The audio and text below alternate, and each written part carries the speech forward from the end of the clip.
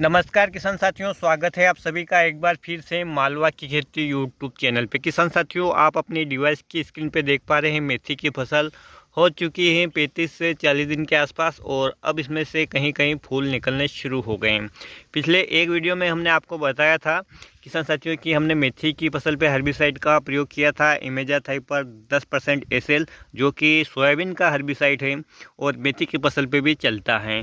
केवल इसमें जो सोयाबीन के पौधे हैं वो रह जाते हैं और कोई जिद्दी खरपतवार जैसे कि नोनिया वो रह जाता है। उन दोनों को हमने निंदाई गुड़ाई करके निकलवा लिया है। और किसान साथियों, अब फसल की जो क्रांतिक अवस्था है, इसमें शाखाएं निकलना शुरू हो रही हैं, वहीं इसमें फूल भी टमकने लगे हैं। इस समय किसान साथियों, हम इसमें यूरिया खाद की ट्रैप ड्रेसिंग करेंगे और इसकी तीसरी सिंचाई करेंगे। हमारे यहाँ सूखे में इसकी बिजाई की जाती है और खुली पद्धति से ही हम इसकी सिंचाई करते हैं।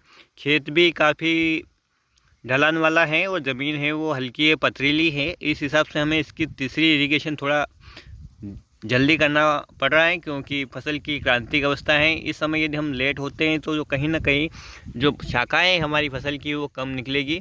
इसलिए हम इसकी तीसरी सिंचाई करने वाले हैं, जो कि दूसरी सिंचाई से अंतराल देखें इसका तो 25 दिन के आसपास हो चुके हैं। वैसे ये मिट्टी के ऊपर डिपेंड करता है कि आप अपने क्षेत्र में कितने दिनों पे इसमें अंतराल लगाएं। कहीं कहीं पर इससे भी जल्दी पानी लगाना पड़ता है, तो कहीं यदि ज़मीन भारी है तो इससे देर यानी महीने भर की फसल में भी आप तीसरी सिंचाई कर सकते हैं। इस प्रकार से किसान साथियों, आपको अपनी ज़मीन की जो जल धारण क्षमता है उसके हिसाब से इसमें पानी लगाना पड़ता है। इस सिंचाई के बाद किसान साथियों, शायद इसमें 2 सिंचाई की और आवश्यकता पड़ेगी। मावट यदि हो जाती है तो फिर शायद 1 सिंचाई, जब इसमें फली में दाना भरे उस समय सिंचाई करनी पड़ेगी। वैसे किसान साथियों, ये जो क्रांतिक अवस्थाएं होती हैं उस समय सिंचाई करना बहुत ज़रूरी रहता है। जैसे कि एक तो फूल आते समय या शाखाएं बनते समय, दूसरा किसान साथियों इसमें फलियों में जब दाना भर रहा हो उस समय आपको सिंचाई करना ही करना है। इस बात का आपको ध्यान रखना है।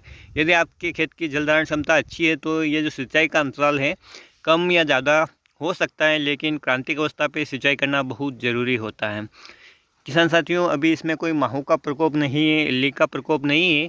आगे चलकर शायद इसमें डाउनी मिल्ड्यू के कहीं कहीं लक्षण दिख रहे हैं, तो पहले हम इसमें सिंचाई कर देते हैं, उसके बाद हम उसका स्प्रे करेंगे ताकि दवाई अच्छे से काम कर सके। क्योंकि नमी की कमी के बिना पौधे पूरी तरह से भोजन नहीं बना पाते, उनकी जो आंतरिक गतिविधियां सुस्त पड़ जाती हैं। और हम जो सिस्टमेटिक दवाई डालें तो वो पूरे पौधे में अच्छी तरह से काम करे। इसके लिए पौधे की आंतरिक गतिविधियां भी सही रूप से चलनी चाहिए। और हम इसमें इरिगेशन करने के बाद जब इसमें बतर आ जाएगा उसके बाद हम इसमें माहू और इल्ली का यदि प्रकोप दिखता है तो हम करते हैं उसका स्प्रे करेंगे। और यदि नहीं है तो हम डाउनी मिल्ड्यू के लिए किसान साथियों मैनकोजेब प्लस मेटालेक्सिल, जो कि बहुत ही अच्छा कॉम्बिनेशन है और काफ़ी सस्ता है, अनेक बीमारियां ये कंट्रोल करता है, तो डाउनी मिल्ड्यू के लिए भी ये इस फसल के लिए बहुत ही अच्छा रहेगा। डोज का किसान साथियों 2.5 से 3 ग्राम प्रति लीटर पानी के हिसाब से रखना चाहिए, तो बहुत ही अच्छे रिजल्ट इस फंगीसाइड के मिलते हैं।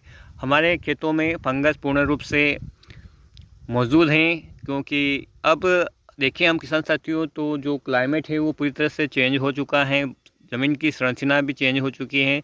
तो अक्सर खेत में फंगस के बीजाणु रहते ही रहते हैं। जैसे ही उन्हें अनुकूल मौसम मिलता है वो फिर से फैलने लगते हैं और हमारी फसलों में बीमारी ले आते हैं। तो हमें समय समय पे सही दवाई का स्प्रे सही समय पे सही मात्रा में करना है, न मात्रा ज़्यादा बढ़ाना है न मात्रा कम लेना है, जिससे कि हमें दवाइयों का अच्छा रिजल्ट मिले। तो किसान साथियों, आपकी मेथी की फसल कितने दिन की हो चुकी है, आप इसमें कब कब सिंचाइयाँ करते हैं और यूरिया आप कितना डालते हैं? हमारे यहाँ तो 20 किलो प्रति बीघा के हिसाब से इसका डोज रहेगा, जो कि 2500 वर्ग मीटर का हमारे यहाँ पर बीघा है।